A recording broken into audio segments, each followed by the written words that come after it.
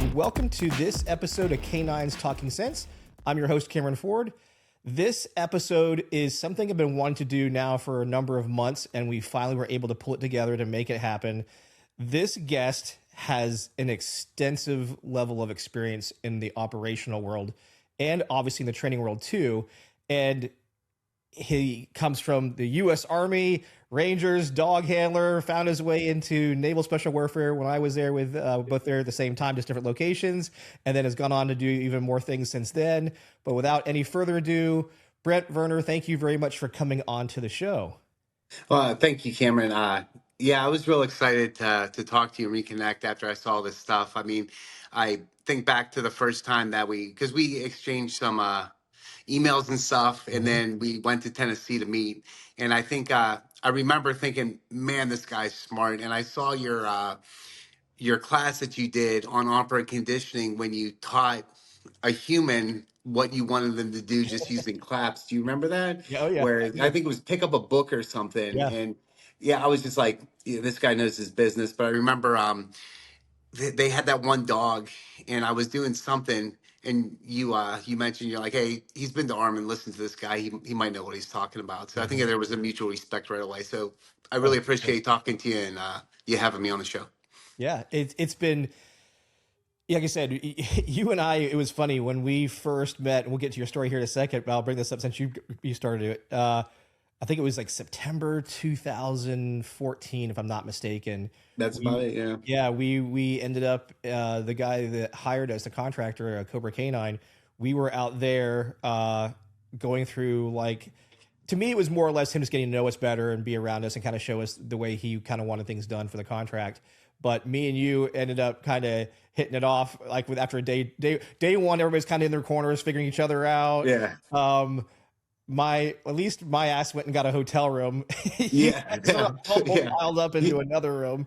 Yeah, good thinking. Yeah. So, but it was like I say, within 24 hours, me and you were like, okay, yeah, we get each other. We've got this kind of like same kind of way of thinking about things. And the only difference was as it progressed, you ended up staying on the East Coast and I was on the West Coast. So yeah, so I want to talk about, because one of the things I immediately really kind of respected and knew that you knew what you were talking about was your experience. So talk us through, you were in the Army and obviously you were in the Rangers. So tell us a little bit about that and how you got a dog, and then kind of, obviously you went to Iraq and things like that. So we'll just start off with how you got your first dog, and kind of your journey from there. Yeah. So we were using contract dog handlers, and they weren't sort of tactically sound enough, or I don't mean to be degrading there, but they weren't Rangers. Yeah. And we shifted away from using contract dog handlers because we wanted Rangers, and it opened up. We started, it was combat assault dogs. When I first got my dog, we started the combat assault dog program with 4 slots. I missed that slot. We opened it up to 8, so I was one of the first 8 dog handlers for that. And I'm pretty sure you know him pretty good, Steve May. He was like my my mentor, man. That guy is really impressive. Yes. So, we did our selection, we did our interview. I ended up going to Von Lick Kennels. We got up there. Royal had already picked the dogs for us, and I saw the notes that he wrote, and he just wrote landshark beside Rude's name. And I was like, oh man, this is going to be awesome. And we got issued our dogs. Rude was emaciated. He had a huge hot spot. The one guy said, hey, he's been living at my house. He hasn't been feeling well. And I got him. And he was a little special. He wasn't the smartest dog, but he was like a big red furry bear trap. And yeah, that was it, man. He wouldn't track. Detection was, he didn't really care. He just liked to bite stuff. And I went through the class there. I went to the finishing course that we had at Hunter, and we started training. And I remember the first area search I did, it wasn't very deep. The guy was maybe 25 yards in the wood line, and I sent Rude in, and he ran into the woods. He looked at the decoy, and he stopped and started licking a tree. And everybody made fun of me, and they're like, "Oh, yeah, you're not." Well, we got to Iraq. We had very short sort of workups as composed to what we're used to at the SEALs. They do a year or Mhm. whatever. We had about 6 7 months between deployments, and uh, we got to Iraq, and he almost instantly knew it was game on. He the breaching and stuff, it took him a while to get used to, but I think it was maybe my third or fourth mission, real hectic. He lost his mind at the breach. It went off. He went in, got his first bite, and from there on, it was game on. I mean, the outs were uh, completely unacceptable at this point in my life. But back then it was what it was. I knew what I knew. But he ended up being a really solid dog, man. I think that he did a good job protecting us. He still did stupid stuff like biting carpets and not letting go, and Mhm.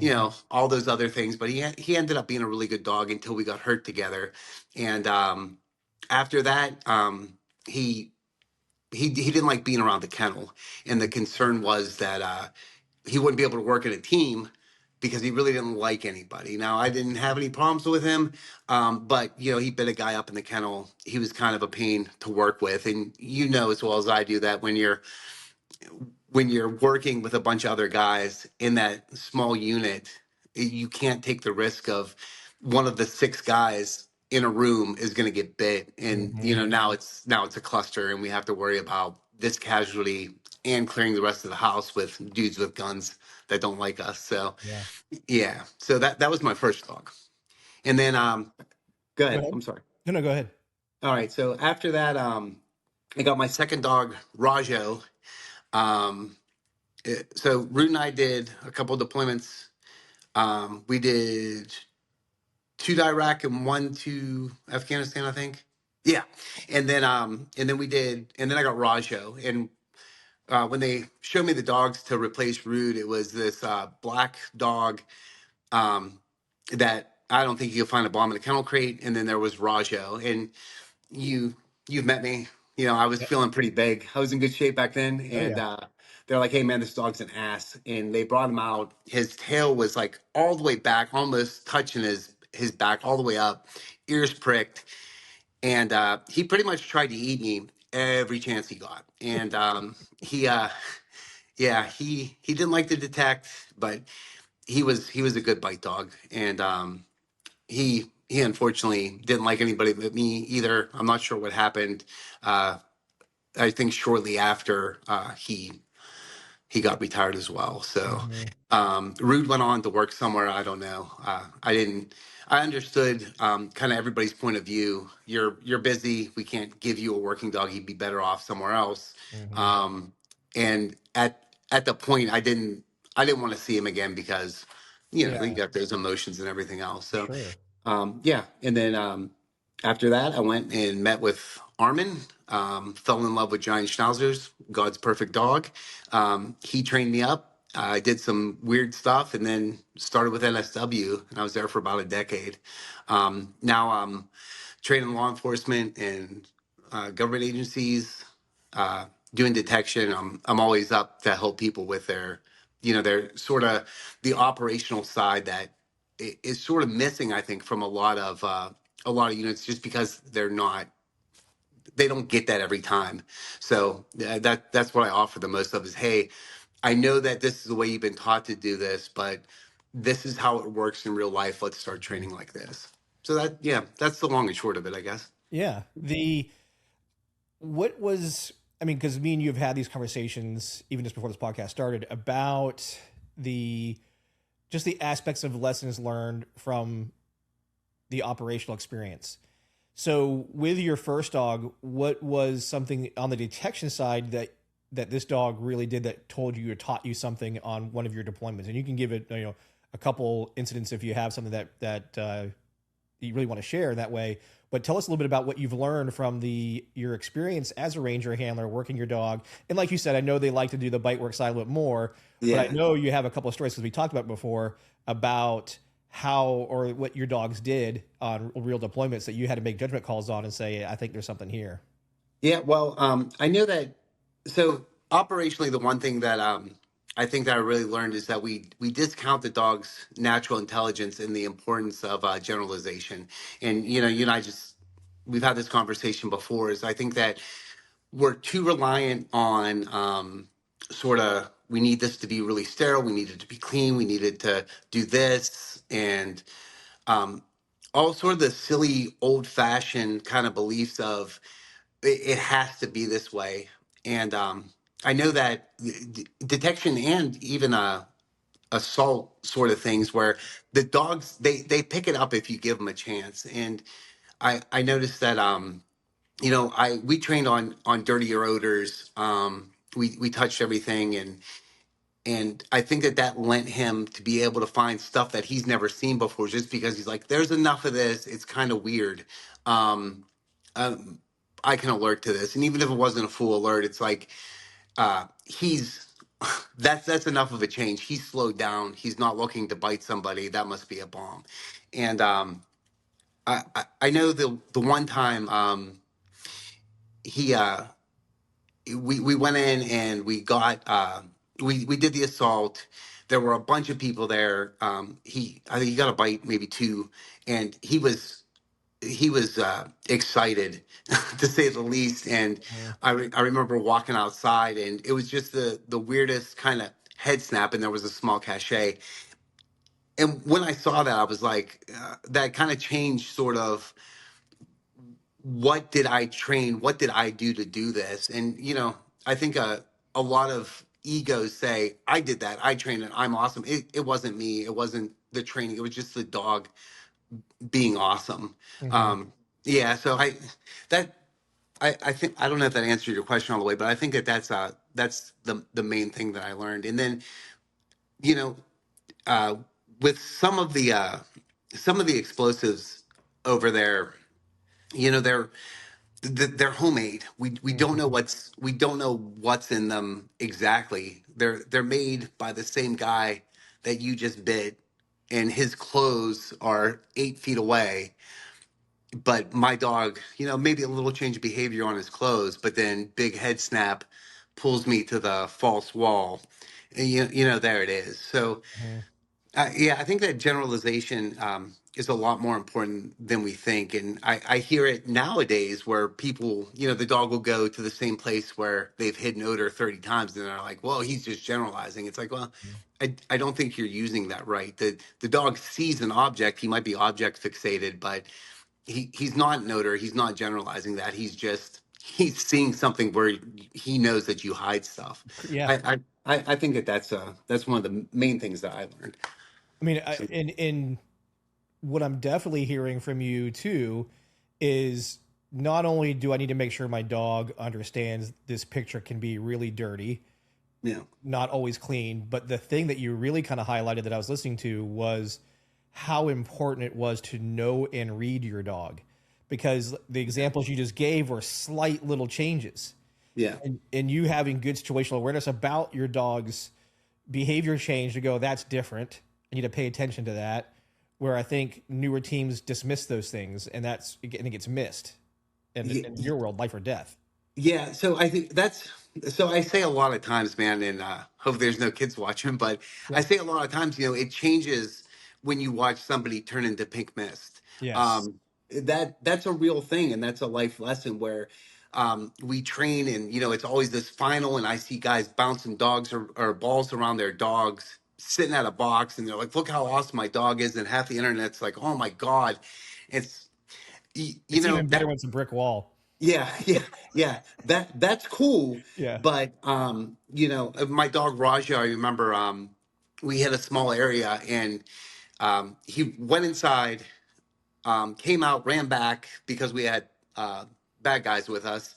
I got a little closer, sent him back in, and I'm watching the camera. He's running around, and he jumps out, stares at a chimney, sits, gets back up, and runs back to me. I was like, guys, uh, there's something in there. We've got to be careful. It turned out that there was a buried 40-pound S vest and a whole lot of other nonsense in there. And I think that part of that was, we never trained with 40 straight pounds of whatever in the world they were using. Mm-hmm. And he just needed to kind of lower the threshold to give me a final.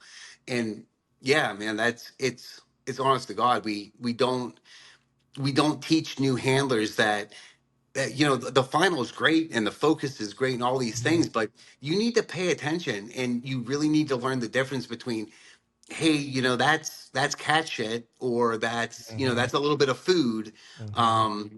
He's going to have a change of behavior, but it's going to be different than that explosive change of behavior. And that's I think that's one of the main sort of struggle points I see with a lot of teams, is that they can tell change of behavior, they just can't tell what in the heck it's for. So That's such a good point because you're absolutely right. And me and my trainer Natalie were talking about this the other day. Is man, even when you've been doing it a while, you'll see a change of behavior that will look very similar to odor, but there's going to be something usually that is different, and that you like whatever that is for that dog. This is you knowing your own specific dog, to know why it's different than it being cat shit or being food. Like, what are the nuances in this behavior that I know isn't a target, but that little like tail whip or yeah, tail knot, whatever it is for that dog, you have to know your dog to know that. And your point, which I totally understand, and it's something I try to share as much as I can too, which is as much as we like a final response, and I'm not saying final responses are bad, I'm for them and all those kind of things. I just want you to not think that's what you have to wait for to call something, especially in the yeah. explosives world. Hmm. And as you shared, you guys are running a dog on a camera. So the camera, for those that are listening and watching, there's a camera pack on the dog. So this gives the operators time, distance, and shielding to stay alive potentially if something bad were to happen. And it's similar to what now with robots and drones. Back in those days, the dog was the robot and the drone, Yeah, and you would put the dog into the space. Dog would search around, and you guys are watching a monitor on your vest, and trying to see what's yeah. going on. And the footage isn't always the greatest, especially back then. Yeah, it's like So watching a bad video game, man. I'd get so disoriented. And if you ask any of my friends, they're like, "Yeah, Verner gets lost a lot." So I'd be watching that camera trying to call out rooms. I'm like, "Yeah, there's two rooms on the." Never mind. Like I don't know what's happening. Yeah, he's on a bite. There, let's go. yeah, So it's a pretty cool. The you guys had it definitely harder. All us older generations always have it harder than the younger generations because yeah, technology things are we learn more than we did before and all this kind of stuff. But to again, you have to because and tell me if I'm wrong. I'm guessing you guys probably had the Canine Storm camera system. So when the dog did yes, it, your camera was looking at the ceiling. You didn't even yeah. really get a good look of what the target was when they were on final. You had what was right before final. Yeah, right. So you would see, you saw one of two things. Either you saw him just lacing into somebody, or you saw those ears get real, real still, and Mhm. and then you were looking at the ceiling. So, Yep. yeah, you didn't have much to go by. And that carries over, Cameron, into the route clearances. We, like I said, our primary mission was assault, but if you're doing an AK infill, you don't want to burn up the dog, but every choke point, known likely suspected area, the dog's going first, and Mhm. you being the dog handler, depending on your confidence in the dog, you want to be there first too, because that's your job. So you're really paying attention, and at night under nods, Yeah. 50 feet away, he's searching a bridge, or whatever, a pile of trash. You it's a lot to really be able to recognize, like, hey, is it safe for my 40 best friends to come past, or am I gonna, or are we all gonna go, so Yeah, you're bringing up with the other part. Night vision is for those who don't have never done it before. The versions that you and I went through using were like looking through two toilet paper tubes. yeah. With usually the green, the older versions, the whatever Mark III or whatever it was, that was way totally different now than the white phosphorus and the newer ones that Yeah, give you like a much better, clearer picture. But the two things that to me that were always the hardest was anytime the dog was near me, I definitely couldn't see the dog because when it's near me, that's my worst area yeah, is the 3 feet around me. I can't see shit, but I can see good from 6 feet out. But yeah, So there's that aspect, but then it's again, you're looking through tubes. So Yeah. you lose a lot of the left and the right, and you're watching a dog who brackets and goes back and forth and does all what it does. It becomes like you're saying, it's you have to really pay attention to some nuances. So in that, since you brought up route clearance, and that's something I've never really talked a whole lot about on this podcast, talk us through kind of what it's like as a dog handler. Let's say you guys, like you said, you've got an 8K infill, which basically means they start at this point, they have 8 kilometers before they even get to the job they got to go do, but they got to get there safely. So as you start this, like you said, you can't use the dog the entire 8K, but talk us through kind of like your SOPs for knocking out the route to get there. I know you mentioned choke points and you mentioned, Yeah. the other things you got, but go ahead.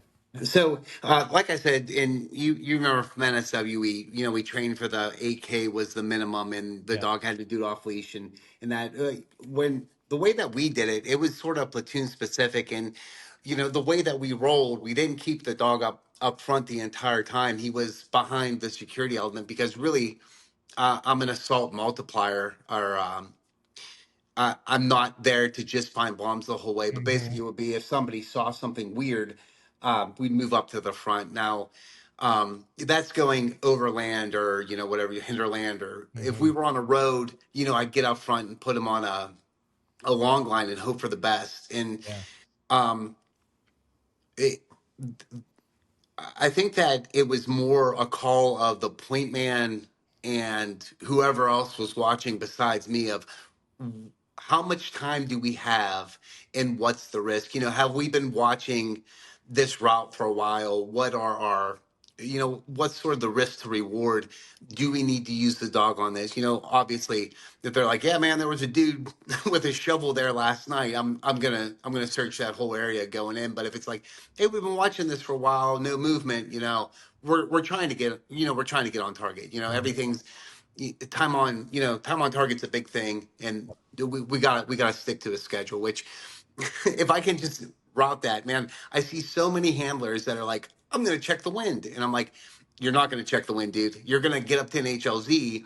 And they're going to be like, "Hey, it needs to be here. Go clear it." You're not going to be like, "Oh, I'll take a Hold security on. Let me for go yeah, walk all the way yeah." over Once here. Yeah. we're going to go 300 to the right and then come back from the wind. You're not going to do that. And that's that just everybody's always checking the wind, man. It's like they're pretty smart, dude. They'll figure it out. So For sure. yeah, No, yeah, you're right, because that was the same thing for me, my first lessons of learning that though the wind is helpful, it's never going to be something I get to truly use too often because shit happens so fast and you yeah, just have to deploy from where you're at. Where the wind is kind of helpful is if my dog does indicate or I see a change in behavior and it matches the way the wind's kind of blowing for that, that's where I go as a handler and go, okay, check something. This makes sense yeah, versus it's bullshit kind of thing.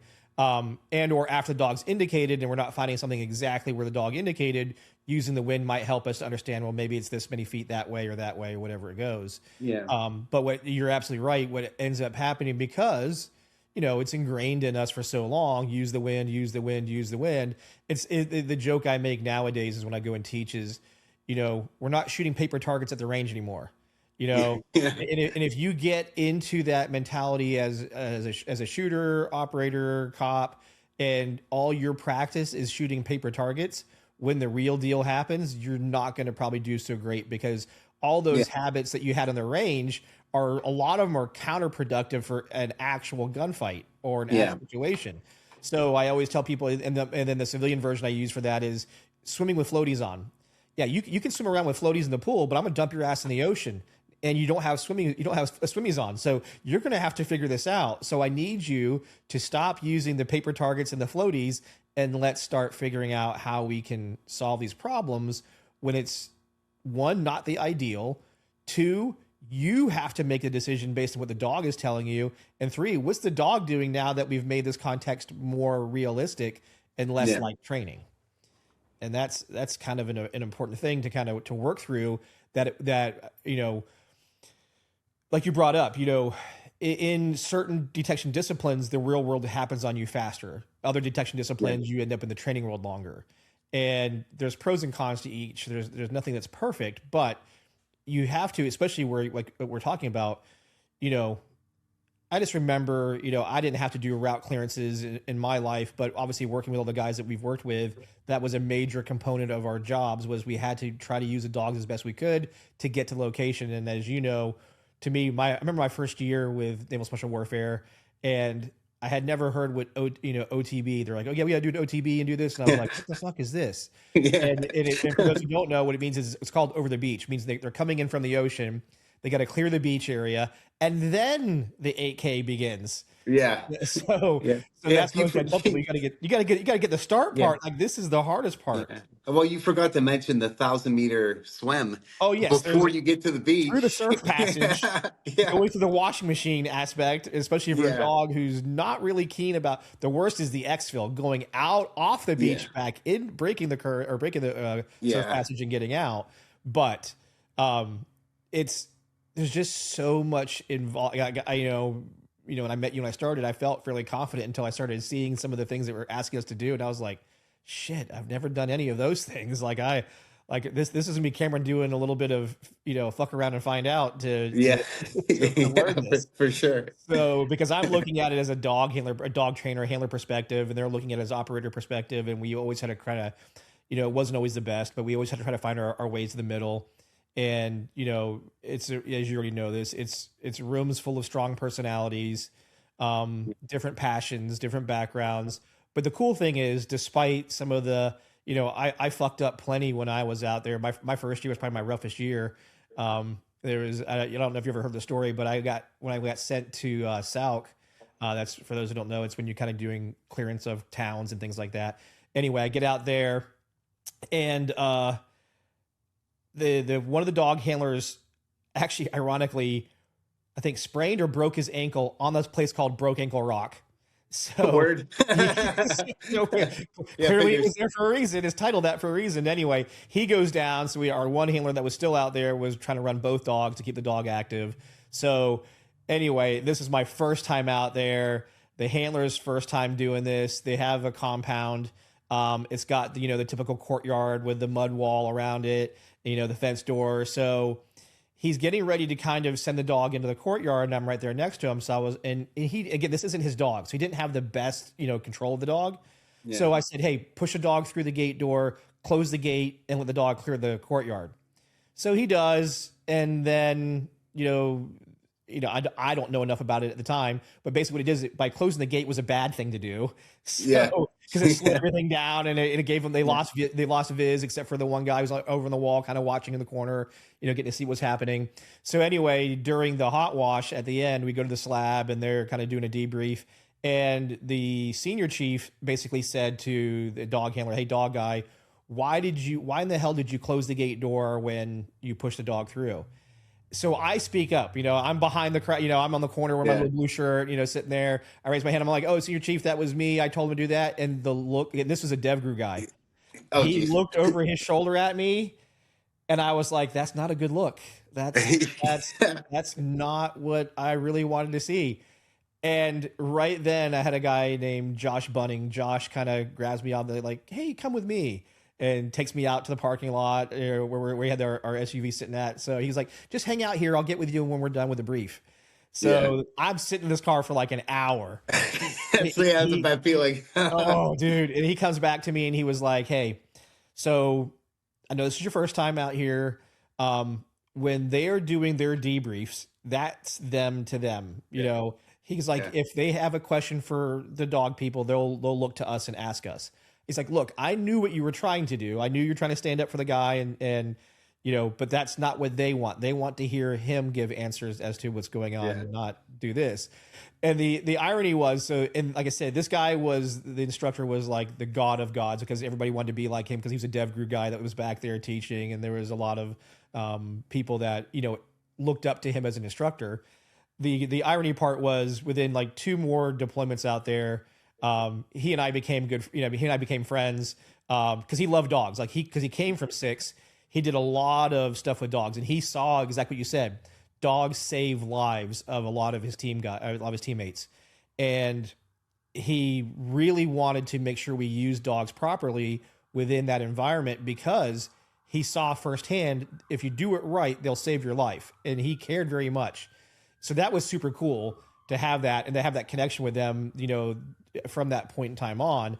But man, and then we had, how it is too. We have our own little group of guys that we work with for usually like a year and a half, and you have your ones that are hard chargers, are ate up with being a dog handler, and you have the ones that are there because the team wants them not to be in the team anymore. Yeah. So you get those too. But it was cool was we had a chief on our side. I don't know. Do you remember Frias?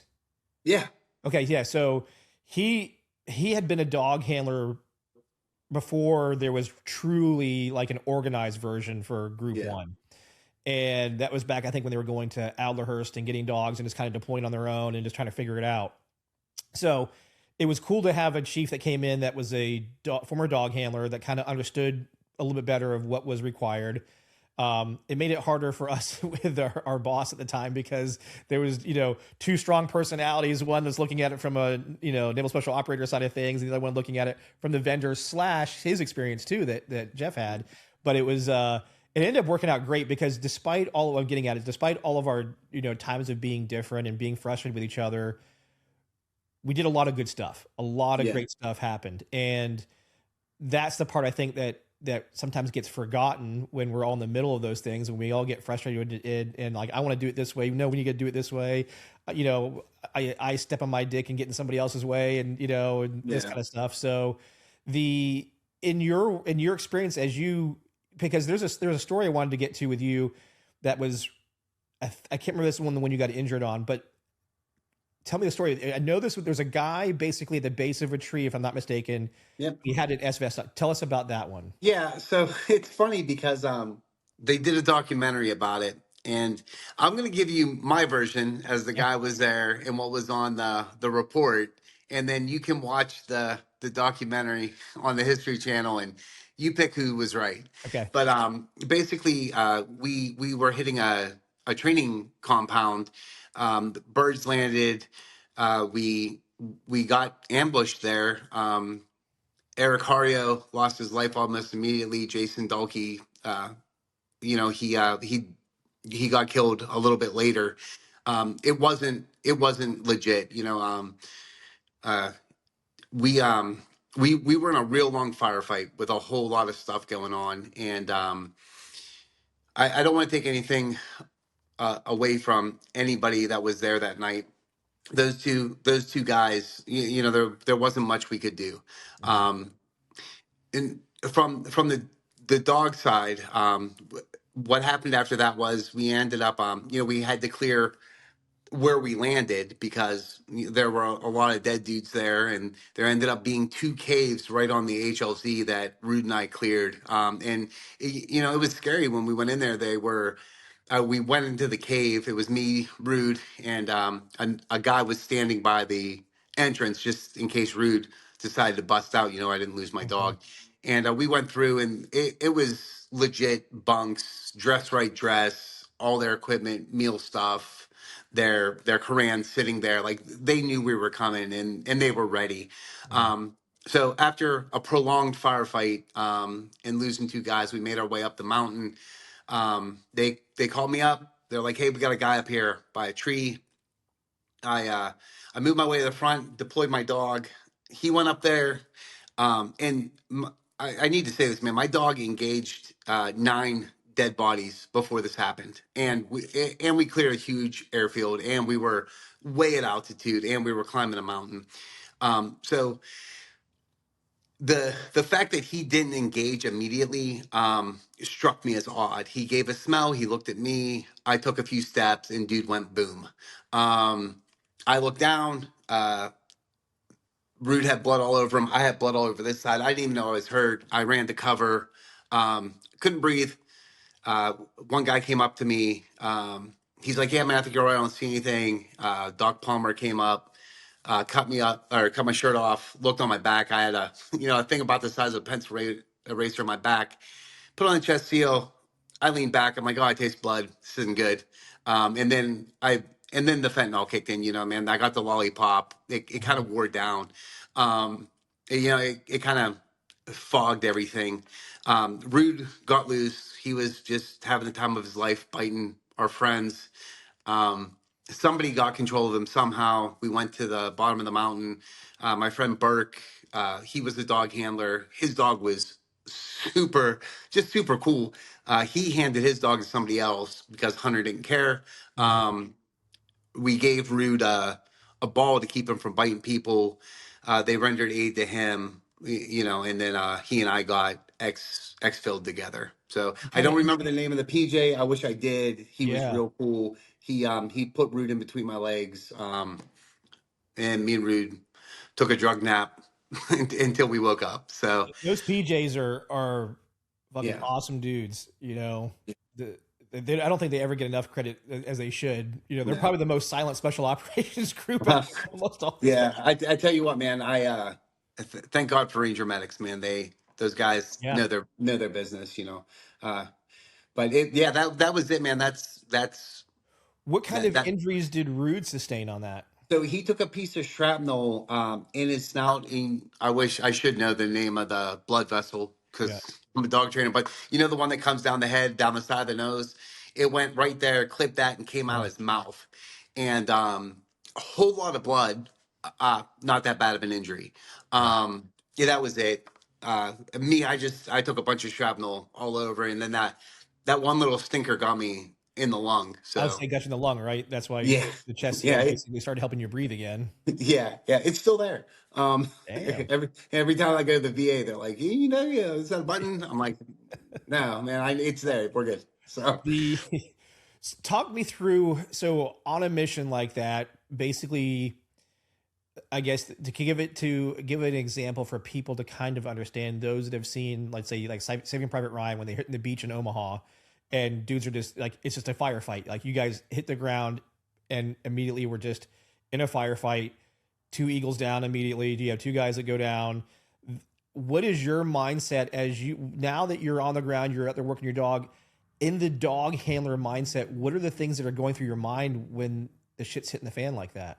I'll be honest with you, man. It's shooter first, right? Yeah. There's no he's not doing shit until we can't see anybody to shoot at anymore, and then he's gonna go find somebody for us to shoot. That I think that you know, I see a lot of people practice gunfire, and I think it's all it. You know, there's cool stuff that you see, and you know, the dog's in between the legs, or it's at a Oh yeah. nice perfect heel, and all that nonsense. And it's like, yeah, man, that he just needs to be close to me and not breaking. Mhm. Like that's what I need. So if I have to break right or left, he doesn't trip me. But basically, it's I need him to I need him to not bite me, not bite the guy that's right beside me trying to get cover, and I need him to shut the fuck up so that way you know he's got an e-collar blinking, he's screaming. That's pretty easy to identify and start Mhm. throwing rounds that way. So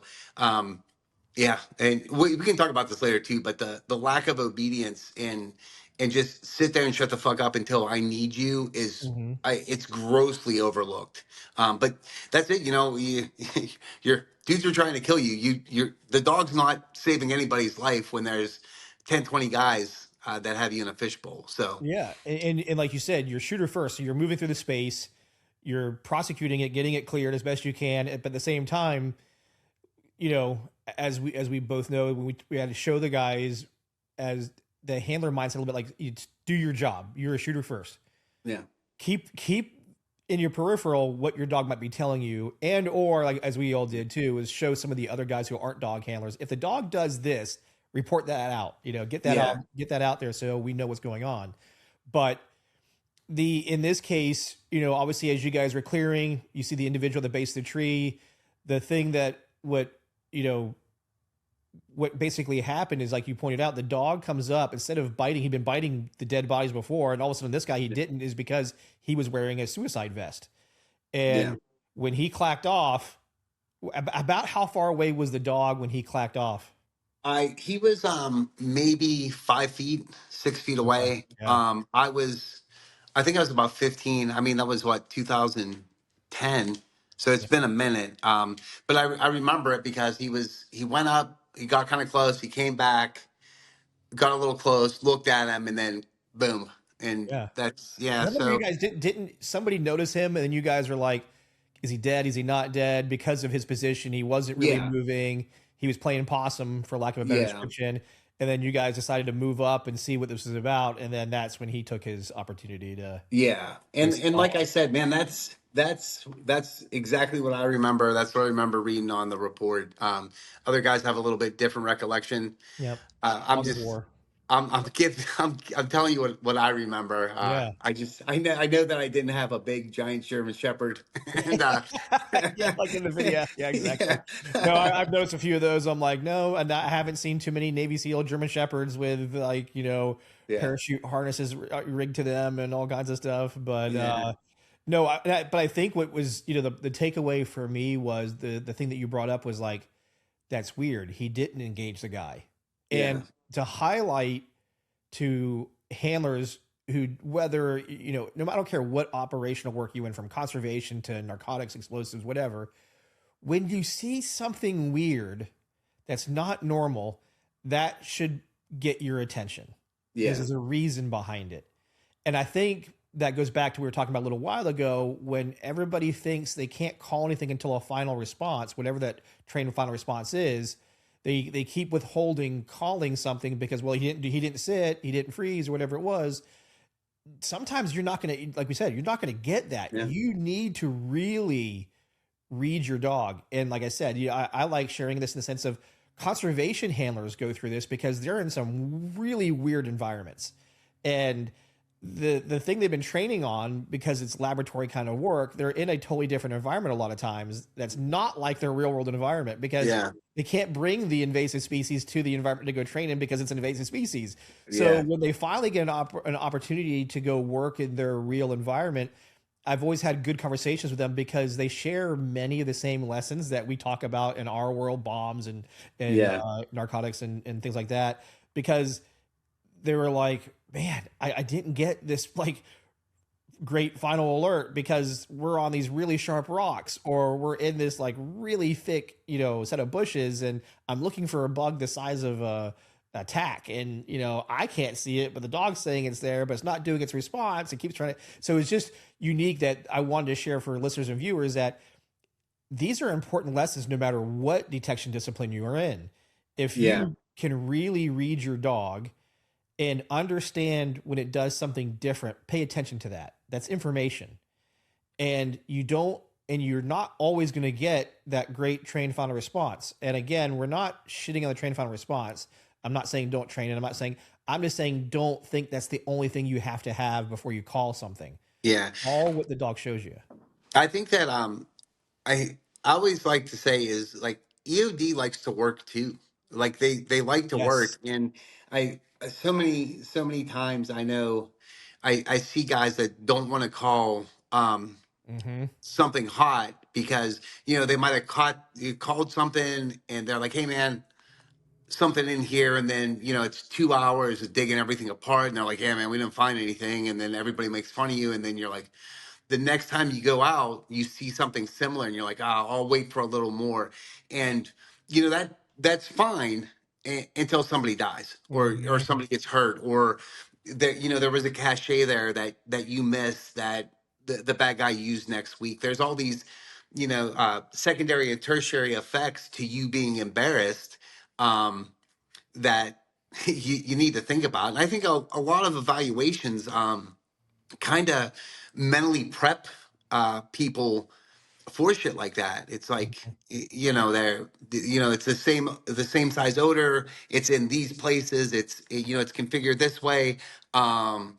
You have this far to call it, and it still be right. And uh, I don't know, man. That's Yeah, uh, no, you're bringing up something that's yeah, near and dear to my heart, which is yeah, I don't like certifications is becoming to me a poisoned word because we both know in most certifications as they are defined themselves as the minimum standard. But the yeah, problem is it's not even the minimum anymore. It's like so below what we should be requiring of a team that regards of detection disciplines. But the bigger part that you're kind of highlighting is I guarantee I can throw a couple handlers in with no dog and basically almost all the current certifications out there that are through typical associations. I won't throw our government associations or our government agencies into this yet because they do have some are similar, some are different. But we both know this. We can take a handler who's been a seasoned handler at least a little bit and put them in the environment without a dog, and they could probably call out the locations where they think a hide's at, and they'll probably be right most times because the hides are set. We can admit this. The hides are set so you can find it. Yeah. Because the evaluation was available. The evaluation is we're afraid to make the hard decision. I think, a lot of us in the industry are afraid to make the hard decision to say, you know what? My goal isn't to pass you. My goal is to see if you can do this job. And that means there's a probability of you're going to fail if you're not doing what you're supposed to do, which is why now, and I've shared this in another podcast episode, I'm kind of putting together, because I'm basically saying, screw it. I'm tired of waiting for associations and just states to kind of go, you know what, we need to be better. I'm just going to put together something and I'm going to do it. And then hopefully other people start copying it. And I'm calling it an ORE, an operational readiness evaluation.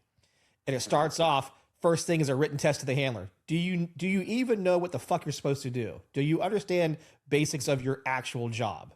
Bro, dude, you're speaking my language, man. Yes. What do you do? Like, what are you supposed to do? Yes. If you notice change of behavior on a routine sweep, right? It's not fucking call me. Yeah. Dude. What is your action on fine procedure? Do you know how to keep yourself alive if this isn't a great environment? Do you know how to look at an environment and make a good decision on how you want to prosecute it? So for sure. Step one is a handler test. Step two is just what I'll call it, a much more updated version of the odor recognition test. And all that basically means is I just need to look at your dog and you, and in a very simple context, tell me yes or no, is odor in any of these things that are presented in front of you. Typically, whether it be boxes, cans, et cetera, et cetera. It can be, long as they're all like things, and you can say yes or no, there's odor in the ones. Then we're going to move into where it really matters. Now I'm going to put you in different types of environments that match what you're required to work in. So whether it be a high pedestrian environment, whether it be a larger structure, lots of rooms, buildings, etc., vehicles, is it a parking lot or is it more like traffic stops? But either way, as the evaluator, and then I got package parcels, things of that nature, depending again on detection discipline. But as the evaluator has the liberty to make any one of those areas double blind and to make one of those areas also blank at their discretion. And it can be randomized. So a team may come to the building and one team who's searching floor one, maybe that floor has a hide on it. And it's a single blind. But floor number two, that handler comes up, they search, and it's a complete blank. So that way the handlers can't even talk. They can't even walk out in the parking lot and talk to each other because they will screw each other over. So then when they know that's how the game's played, they all shut up because then they know I don't want to poison your idea, because if I tell you, black trash can in room number 3, a handler who goes on the wrong floor is hanging around black trash can in room number 3, I'm going to go, oh, were you dumbasses talking out in the parking lot because you aren't searching the same floor he was searching? And then they're like, shit. Yes. But the biggest thing I wanted to have at the end of that was we have handler evaluation, we have basic level of odor recognition, and then we have operational standards. Like, can you do this? And in that operational evaluation, there's going to be a double blind area. You're going to have to go by yourself and come back and tell us what you got. And you're going to have to make a decision whether you want to reward or not. All those things fall onto you. And then one of those areas is a controlled negative, completely blank. And you have to say, there's nothing here. Because we also both know the hardest thing for handlers to do is say nothing's there. They always want to be like, well, the corner, and and then we always make all these things like, and I get it. You just said it a minute ago. As a bomb dog handler, it's super hard to it's a double-edged sword. Do you not call it and you're wrong, or do you call it and then you're embarrassed because the bomb squad comes out, they take it apart, it's a Subway sandwich inside this guy's cooler. And then they're like, oh, thanks, cordon. Cordon handler, you're gonna call every time your dog comes out, it alerts, and we got to set up and bring out robots and the guy in the green suit, and we're finding Subway sandwiches. So then you feel bad, but that's the part I have to tell handlers, like, let the ego go. You are gonna sometimes F it up. You're gonna make you're going to call something. And again, That's part of the job. They're not perfect. This is why we use the dogs, is because they're better than us by ourselves, but we're still together. We're not a ultimate answer, yes or no. We're just an information source. And here's the information. You guys can decide whether or not you think it's worthy to escalate it. But this is what I can tell you. This is what the dog did. But where that lack of confidence comes from are the teams who haven't put themselves in those uncomfortable situations to make those decisions. They've just been doing the certification with 5 rooms, 2 hides, and 5 cars, and so they're not prepped for that. Yeah, I think that uh, it's funny that you say that, because it's never the evaluations are never what it's like in life. And No. you know, I if you need help figuring out camera, call me. Yeah. But I think that it should no shit be like, I ask a lot of guys, hey, would you feel safe if this was your kid's school? Mm-hmm. Why not? 350 when the kids get let out. Go search that, please. Have fun. Tell me what you find. Yep. And them knowing that, hey, this could be blank. Are they gonna talk their dog into something? Are they gonna search it like I've seen them search 400 times before, where it's just beep, beep, Mm-hmm. oh, it's gonna be 1 pound of odor. I know it is. And Brent only carries C4 on Tuesday, so a pound of C4. He's kind of limping, his back hurts, so he's probably not gonna put it low. All those things. Mm-hmm. It's as much as I always point out to people how dogs are masters of reading body language, so are handlers, man. They're not dumb. And if you take all that away and just be like, hey, go, Mm-hmm. call me when you find it, come on back out. I think Exactly. that's a much better measure of somebody's operational readiness than the let's do 5 rooms. Yeah, Yeah. and that's what I love trying to share with them, is like, look, guys, because you know exactly what they do. They typically go, well, if no one's going with me, or if the other people in the room don't know where it's at, should I reward my dog? I'm like, figure it the fuck out. You make that Yeah. decision, because I need to know that you can make that decision. If you aren't confident to do that right now, then why the hell are you out here doing it? Yeah, That's, true. that's the question we have to ask Yeah. ourselves. And look, I want you, if we're going to have a failure, please fail here in this segment of our training, because it's safe. This is the place to have the mistakes happen, and we can Yeah. address it and get better. But if we have failures in the operational environment, that's a direct reflection of your training not preparing you in most Yeah. cases to make the right call. So let's do it here. But again, because as we both know, a lot of times training is set up exactly like you just said. It's canned in a sense, like, okay, we Mhm. got only these things. And that's one of the things I've been doing more recently, is just like you said, I show up there, they have their like block of C4, and I'm like, okay, so what can you do to make this more like a bomber would do? Like, are you just going to put a block of C4 out and think that's Yeah. what's going to be out there? I'm like, why aren't we wrapping this in tinfoil, sticking it in a backpack, or sticking it in something? And like, what is somebody going to do that's going to try to get it past you guys? Oh, okay, let's do that. Like, Yeah. because and some of them don't even cut their C4 open, so it's just as it was coming from the manufacturer, which looks Yeah. nothing like what it would be like in reality anyway. At least in most operations that are domestic, I would say. Yeah. The bigger part is it's not just one side. It's not just the dog. It's also the handler, but it's also in your training setups. It's your preps. It's your how you're preparing your training aids. How are you putting them out in a certain way? Are you also dirtying up your area? Like I forget where I was at. It was at one location, and they had kind of this, like we all do, the same kind of buildings you go to. So the dogs knew the buildings. They know, as soon as they're in that parking lot, this is Disney World. We're going to have a great day. It's toys flying Yeah. everywhere. So, and the dogs knew the rooms. So all I did was change the pattern of the room. I moved furniture around in different spaces, and I took Mind shit blown. from one from one room and put it into another room. And simply by doing that, threw dogs off. Like, Yeah. this doesn't belong in this room. And then because the handlers were running blind, all that happened was moving one thing to another room, or run from one car to another car. The dogs throw a significant change in behavior because they recognize there's something novel here. But then that handler sees that change, and they know it's training day. They start buying into stuff. And then Yeah. that's where I'm like, let's work our way through this to get better. And here's how you can do it. And if you follow these simple principles, it'll be a lot easier on you. So it's super, this is, like I said, conversation between me and you. need to happen so people can hear, because we're not always looking at it from a training perspective. We're looking at it from lessons learned from actual Yeah. experience and Yeah, deployment. and Cameron, you saying that is how many stinking how many handlers, and this goes for any kind, narcotic, bed bugs, explosives, whatever, is 2 months before certification, we stop doing cool shit and Yep. we practice for that evaluation instead of, hey, Train for can you cert. can you shake this guy's hand at Yes. at while the oh God. But yeah, man, that I agree, man. It needs to be a lot more realistic, and shaped more towards an operational mindset instead of hey, I need to get whatever minutes this month of training. Hmm. And I think that's the downfall of almost most dog handlers is I have to do this requirement, and it takes away from like, hey, man, my dog won't stop licking cat piss, so. Yes.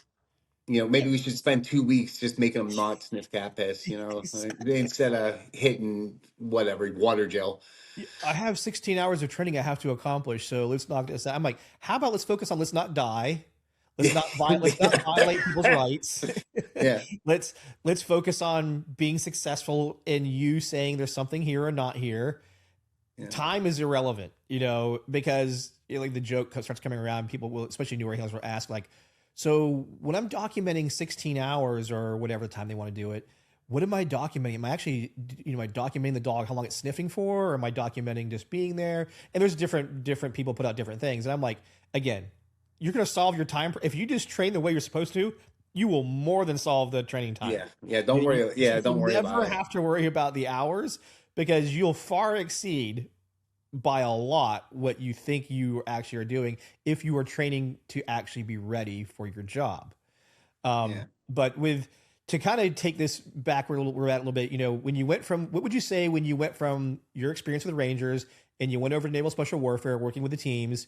What was something that was one of the biggest things that you saw different just from your experience being in the Army and then getting to work with Navy operators?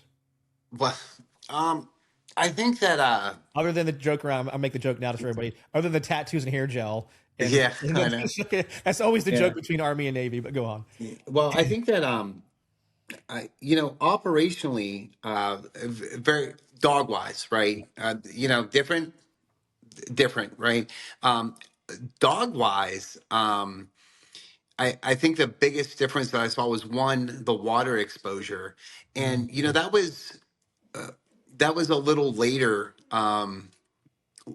than I was there. So I think the mission set sort of changed some, but the biggest difference was the level of obedience that we. I mean, you remember. Mhm. That dog's going to be quiet, and he's not going to mess you up. Where with me, it's like I remember many a time. It's like fucking I'm two houses down because I can't get him to be quiet, and they're setting a breach. Yep. So when I hear that blow up, I'm going to sprint and set my Mhm. dog in. But until then, I'll sit out. And I think that that's the biggest difference, and I think that illustrates perfectly the biggest one of my biggest pet peeves of the dog world in general is that we're stuck in this weird thing of people still saying you got to keep them in drive, you got to get them worked up, you got to do this, they have to bark for 3 hours, all this nonsense. You know as well as I do that I should be able to pull my dog from the car. And if I point at a truck and say, Stellen, you better go Stellen it. Mhm. If I tell you to sit here and there's three or four guys running around in bite suits, you need to sit there until I tell you to do something. And I think that should be the same thing for detection handlers is if you can't get your dog out of the truck, walk them on a loose leash. I'm not saying a tight hill or anything ridiculous. I'm not Not asking doing for this. precision.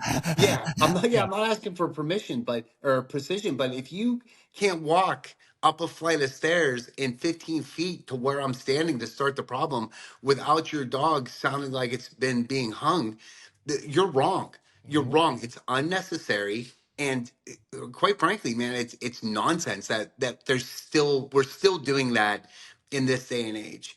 uh, yeah, it's silly, but I think that difference really opened my eyes. And the Rangers, we caught up to that. I remember Steve was doing just outlandish stuff with his dogs that he was training. He sent me a couple of videos, talking some shit, and I was pretty impressed. Yeah. But it seems for every little pocket of people that I can look at and be like, man, they're really doing it right. That's a good job. There's another huge pocket that, and by no fault of their own, they're just that's what they were taught. That's what was taught to them is, you know, we got to do it this way. This is the way we got to do it. And I remember taking Frank. I'd pop Frank out of the truck. She'd run around a little bit, sit right beside me, and say, "Hey, go sook," and she would search until she found something or passed out. And if there Yeah. was a dude in a bite suit, we're not biting right now, sister. You're Hmm. finding Hmm. bombs. And Hmm. if or she has to run past a big device or cache to go bite somebody. This is what we're doing. This is what I told you. I don't be Yeah. quiet. Sit there, do what you're told when you're told, and do it properly. And I don't think I've heard so many times that it's like, well, the dog selection and this dog and that dog. It's not, man. It's competency and training. Like Hmm. if you make it a behavior that I say sit, you sit and you're quiet until I tell you to do something else. It's not a big deal. Like you're not hurting the dog at all. Hmm. You're just making them be quiet. Acting like a jackass. I walked into a training problem the other day. We're not even gonna say where it was, Sure. but there were a bunch of dogs in there, and every one of them was just screaming. And Cameron, I was like, holy shit, man! Like this doesn't need to happen. It doesn't need to. Like we need to get. I think we need to be better as an industry of, lose our egos and say, hey, man, Cameron, Paul, my buddy Paul at Champion Canine, this guy is amazing, man. He's helping me with my new schnauzer, Bobby. Okay. He, he's of the same philosophy as me, and it's like, why do I have to leave Virginia Beach, move around, come up to Pennsylvania, meet a world class Mondio trainer that has the exact same ideas that I have of this is unnecessary, man. He can be quiet. I don't have to be mean to him to make him. We just got Mhm. to teach him the right thing to do. Yep. But yeah, sorry, that was a long No, no, explanation, but no. it's just they, It, that's it's what it is, good. man. Because I mean, I know you get asked this question. I got asked this question all the time. Like, oh yeah, especially from cops. We can't pick those Navy SEAL type dogs, and I'm like, dude, we pick the same type of dogs that you guys do. I Yeah, said, but what I looked for when I was out there looking around was, and I don't know if this is the right word, but this is how I describe it, is I'm looking for the dog that can internalize their emotions, their drive, for lack of a better term. They're the ones that are like rigid and like this, but they're quiet. They're super. yeah, They're there. They're engaged. They're in it, but they're able to contain it. Versus the yeah, dogs that leak it out and squeak and bark and do all that stuff. So yeah. if I have the ability in my screening process and I can find a good one who is really naturally internalizing their motivation without losing their shit, that gave me an advantage as I progressed through my training later on because I started with something that had it. Yeah, well, yeah, that's very true. But at the same time, I know that we got a couple just screaming Sallies, Yes. Oh yeah. and they were taught time to be quiet. Yeah. You'll get the bite when I tell you to, but for right now, you gotta be quiet. And Hmm. I'm sure you remember. And anybody that's worked in special operations, I think has heard, "Oh, this dog sucks. Give him to the cops." Yes. And it's Exactly. it Yeah. Yeah. right. And my thought is, well, you're gonna have this dog for 14 weeks for a course. You're gonna have him 6 months for finishing. You're gonna have him another year workup before deployment, where you have 20 to 40 guys with you. You're very strict. That cop he's got 12 weeks, and then he's gonna have Jim Bob's friend come say that he's good, and he's gonna be on the street depending on that dog for his life. Good, bad, or indifferent, if it was explained to him, if it wasn't, that guy, hiding under a boat in the parking lot with a knife or a gun, and you send your dog, and all he's ever seen is a monkey in a bite suit screaming around. Um, he- Mm-hmm. you know, and same thing for the bomb dog handlers. Um, you know, hey, my dog's just a bomb dog. You know, we did this. It's like, yeah, bro. In 2 days, you have to go do a suspicious bag or a school bomb threat. Mm-hmm. Like, I get it. um I get it, the military has an advantage of, you know, keeping the spear sharp, but the opportunities of, I got I got 14 weeks total before my life and others' lives are depending on this dog. I don't think it's fair to say. And at the same token, dog selection, I think is, it makes your job easier as a trainer, um, but it shouldn't be an excuse. Like, Well, oh, this dog sucks. Like, if the dog sucks, then you should wash him. You know, he should go live on a couch. If the dog has the inherent ability to want to go find things or bite stuff, then it's on you to make him quiet, obedient, and reliable. Other than that, man, you're failing your job. mm-hmm. That, I mean, that's all there is. So 100%. yeah. No, you're so right. So on those lessons, so as you went from the Rangers and you went to Naval Special Warfare, then you got out. Now you're training with government agencies. What are the things that And I know we've covered some of them, but what are the things that you're seeing that you're trying to share with these handlers in now the civilian slash federal world? Like, what are your things that you're trying to help with and share with them? So I think with I think the main thing is your job's going to go from to being very, very real, very, very quick.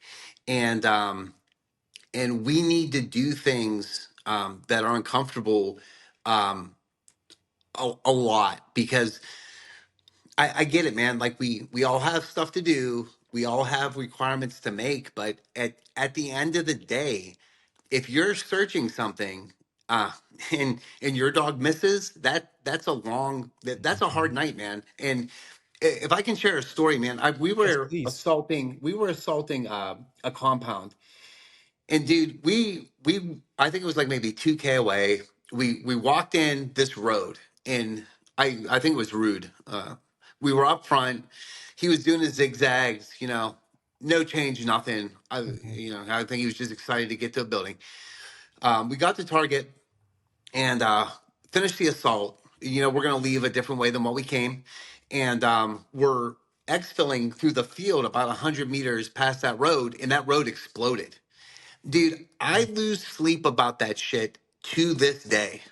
And whatever it was, whether it was command wire, Hmm. whether it was some kind of weird, indirect that landed there, whatever it was, in my heart of hearts, I'm like, fuck, dude, that could have been my guys. Um, and I think that if I joke, I'm like, I'm gonna bring you guys videos of dudes turning into pink mist, Hmm. and you're gonna watch it until you take this seriously, because, like I said, man, it's all fun and games. It's all cool to hang out and be a dog guy and not really give a shit until the one time that you miss. And here in the States, no, you've seen it as well as I have since, 9/11. It's the same thing in the teams, man. Everybody's like, oh, we need dogs, we need dogs. And then nobody's finding, nobody's getting bites. And then it goes down and people start forgetting. And then all of a sudden we don't need dogs, or dogs aren't that important. And then the training goes to shit. And then eventually something real bad happens. Hmm. And all those lessons that we learned and strive for, they're gone now. Yep. They're gone.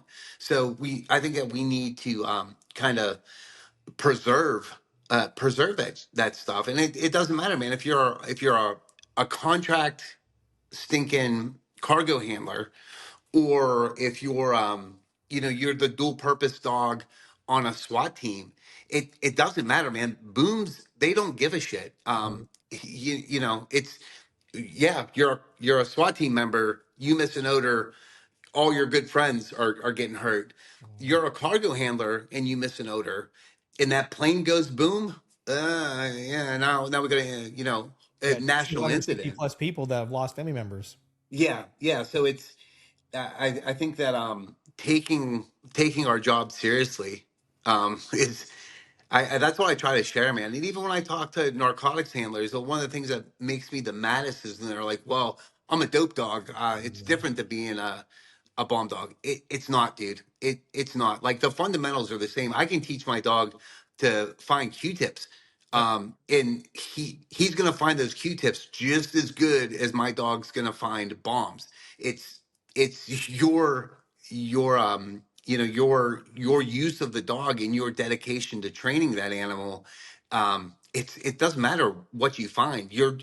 Your whatever beagle that's searching for bed bugs can be just as good as this dude's Malinois that finds bombs. It's training and dedication and precision and all those other good things. I mean, they'll never all be there. Nobody will be like a Schnauzer, but but we can strive to. You know what I mean, man? Yeah, Like, no, yeah, it's taking what we do, and it's not that I think some handlers don't take it seriously. Of course, there are going to be those that don't, but I think the majority of them absolutely want to be in line with what we're doing. But I think some of them end up living on the island. You know, they don't have.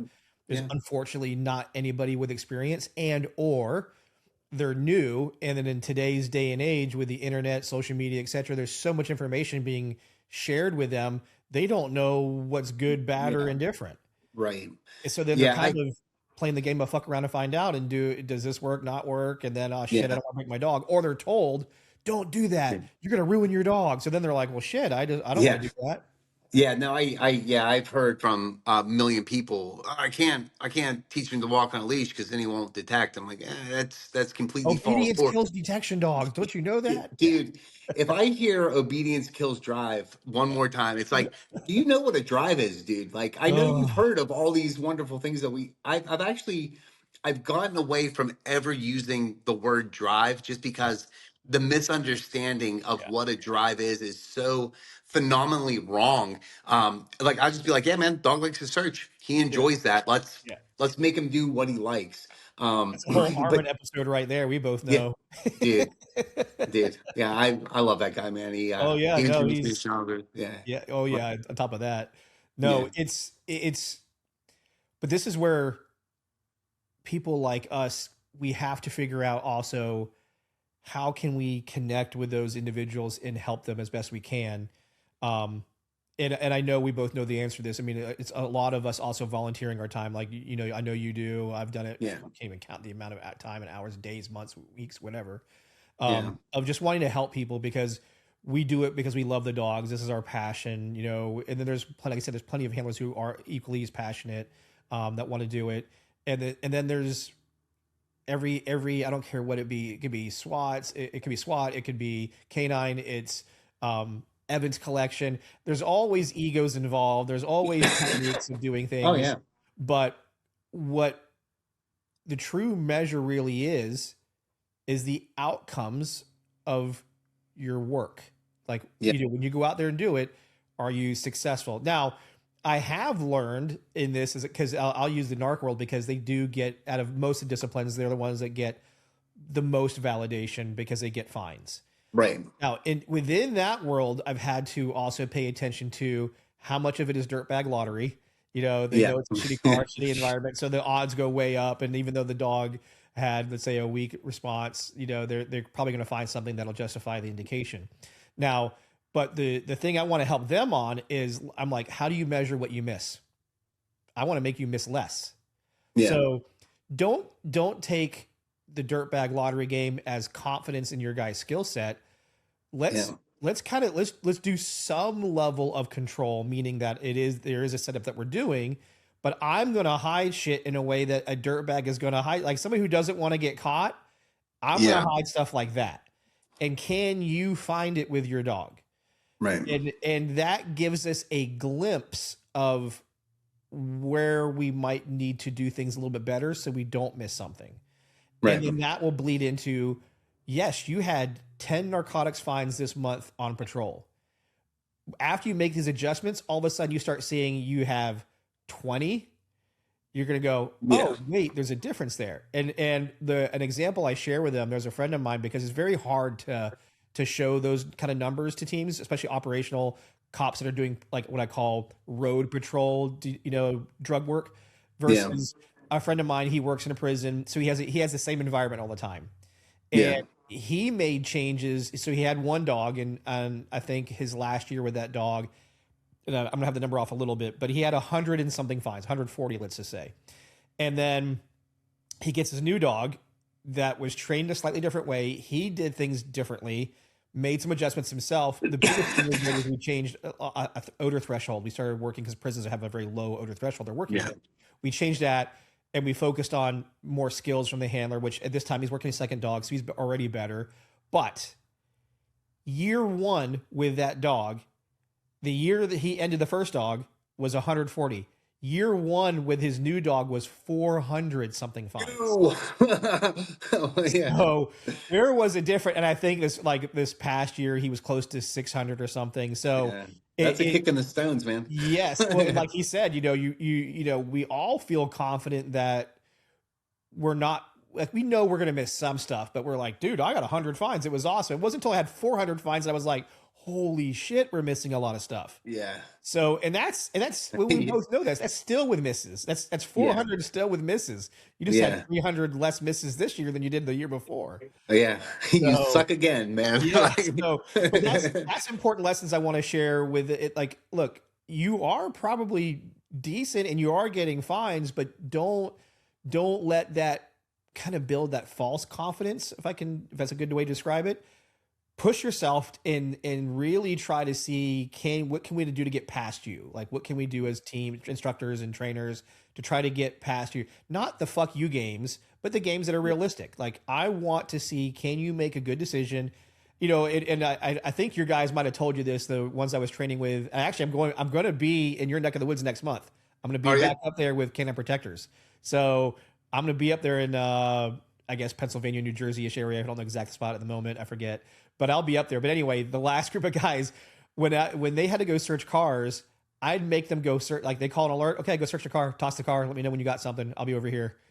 And of course, like, sometimes it was false, and those guys would be like just searching. And on a few instances on seminars, I've had people going for like 45 minutes, and I'm like, let me know when you're done, because there's nothing here. There was nothing here. So, but I want them to go through that lesson. You know this as well as I do, especially with the special operations world. We're not going to let you, if you fail, we're not letting you immediately rerun it to feel good so you pass. No. You're going to sit on that L for a while and go, this fucking sucks. Because if you feel that it sucks, you will care more the next time you get a chance to run. But if I alleviate you missed the hide in this room, and I tell you, you missed a hide in room number 3. Oh, can I go back there and run it? No, you fucking can't. You lost. Yeah, put them up. I'm not letting you go back in there. Well, I want my dog. No, your dog doesn't need to find it. Your dog's fine. But you have an issue that we need to work on. And then I'm going to set up another search for you, and you'll go work on that, and we'll see that outcome, and we'll keep adjusting as we need to. Yeah, I think that limitations put on trainers and teams are really, it really convince people that, oh man, I missed it. I got to hit that odor, and that'll fix them. It's like, nah, man, your dog just falls twice. Put him up. He doesn't get a ball today. No. He needs to sit in the truck and think about what he did. Like, make better life choices. Yep. But and again, I know that I said a lot of negative things. I don't want to think anybody think that, like, I'm just talking shit on everyone, but it's. I see so many, like, good dogs and good handlers just hampered by either what I have to do or what they've been told this is the way to do it, and that hurts my feelings. But it's like you said, man. It's if a handler has a problem and they come to me and they're like, hey man, I need this. I'll fix it, man. Come to my house. Like, I don't care. Like, we need to get this fixed before your dog, doesn't engage or misses a find, and then it's not going to be fun anymore. So, and that's important. I mean, like you said, it's not to talk ill or talk shit on or whatever. We just want those who are willing to do this and who truly care about it. We're here to help. And you also, like you said, check the ego at the door. Let's go through this. Let's have our failures. Like you said, okay, this didn't work out. Put the dog in the car. While the dog's sitting in the car, you and I are going to go over what happened. We're going to hot wash this, and we're trying to figure out what adjustments need to be made. And then if we have the time on this day to reset and run again, we can. If we don't, you're going to sit on that longer. But when we come back and train, we're going to implement what our takeaways were from this and then go do it. Yeah. And that's, I think, a lot of times what gets missed is because the difference between what I would watch in the special operations community versus a typical law enforcement community, let's just say, is training in that community. You can just even take general military too, actually. But in the special operations, training is very calculated and put together with specific benchmarks and tasks that we have to accomplish. Yeah. And in other, whether it be law enforcement, general military, there's a lot of what I call general training, which covers some basic things and gets some foundational skills there, but it's not executing at a higher level or at a fluent level.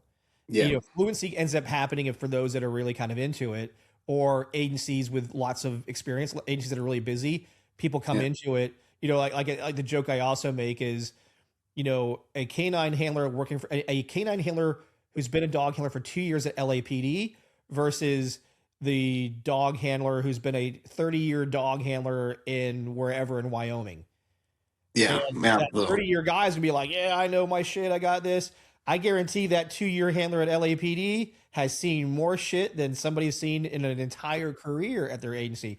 Neither one is wrong. It's just in one environment, you're going to have a quick learning curve because of the call service and things like that. And that's what wartime did for a lot of military members. It all of a sudden took some stuff that we ended up finding out didn't work so well. We had to make adjustments because we had chances to learn from it. But I want to help those who are, or obviously don't have any major wars going on at the time, but as cops helping out security, law enforcement, other military members, we just want to help you guys think in a different way. Don't look at training as check boxes.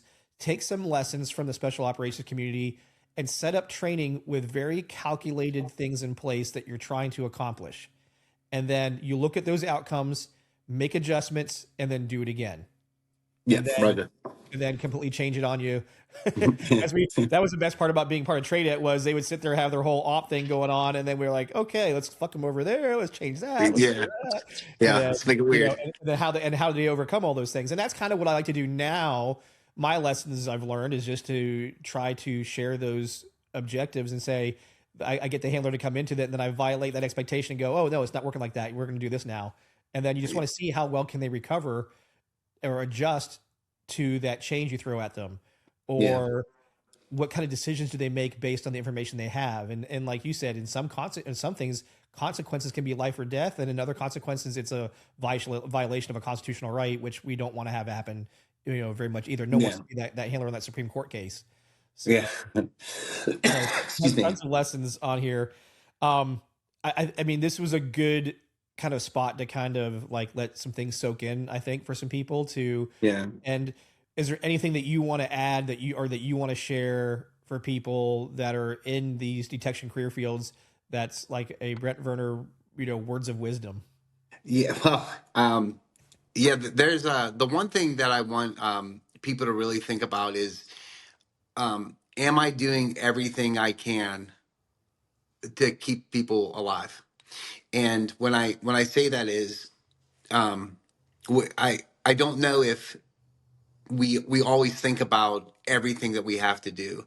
And I offer I offer first aid and tactical combat care to dogs, and normally I always get, oh, I know that, I got that, and it's like, dog cut its paw, what do you do? It's bleeding pretty bad, and it's like, who has gauze? It's like, bitch, you just told me that you had this. Like, that's your animal. Like, there's still a bomb threat in there.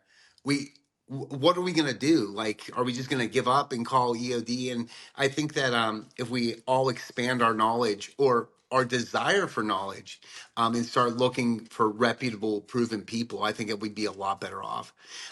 That's it, man. Just I watch. I'm a huge fan of Melanie. I still read Armin's stuff. I ask Paul 3 times a day, like, because I sit there with my head in my hands because my schnauzer's just running me ragged. But when you start looking for credible dudes, or ladies, that have no shit done it, then that's when you'll start improving. I know your buddy he's been a dog handler for a while, or I know you saw this on the internet, and it looked cool, but is it working? Like, or do you go to, big brain Cameron, and like you see what's happening here? That shit works. Like, Mhm. just swallow your ego and start and at least try it. It's not going to get fixed in a week. It might take a month, but at least give it that amount of time to progress yourself and your team. Yeah, for sure. Yeah, That's so well said. yeah. So, um, I can do this if you want to. Do you assist handlers if they need to? If I were to put like a contact info in the show notes of this podcast, is that something you're open to? Oh yeah, man. Okay. So Yeah. what I'll do is we'll put how to reach you in the show notes, and those that are in the Northeast, we'll call it Virginia, Pennsylvania areas, because you're located in Pennsylvania now, right? Yeah. Yeah. Yep. So if people want to reach out to you and get some assistance, because I would be, me and you, obviously we already know this, but we'd be hanging out all the time doing stuff, because Yeah. just to bounce ideas off, watch stuff, and when you're passionate about it, you're even more apt to test yourself and put yourself Yeah. kind of through like a crucible to see what works, what doesn't work, and get better. And then there's people who just need some help. So I'm glad that you'd be out there able to do that, and we'll share that for those who want to reach out to you. And I can tell you guys, I've known Brent a long time now, and I can't think of anybody more passionate or more into it, and thinks critically. That's another important part. Is one of the most impressive things I had when I first met you was the way you thought about things. I was like, oh, okay. You even Thank you. highlighted, I was like, I didn't look at it from that way. But it was so valid. And that's a thing I think sometimes gets lost when in the world that we live in with social media. So if they get to Yeah, hang for around you, sure. they get to see some cool stuff. So we will put that in there. I can't thank you enough for taking your time to hop on here. And I'm sure we'll do this again at another point, but Yes, thank you sir. for taking your time to just kind of give us, what you went through and your lessons learned in your career, and how we can be better as dog handlers. Yeah. Thank you, Cameron. I know it's been a while, man. It's great to talk to you. It's good to see you. And Yeah. when you're up here, let's just do Oh some yeah. weird stuff. Just Yeah. I'll hit make you it up, fun. offline here, and I'll send you the dates when I get up there for sure. All right, right on. All right, everybody. Thank you for tuning in to Canines Talking Sense, where it's okay to be nosy.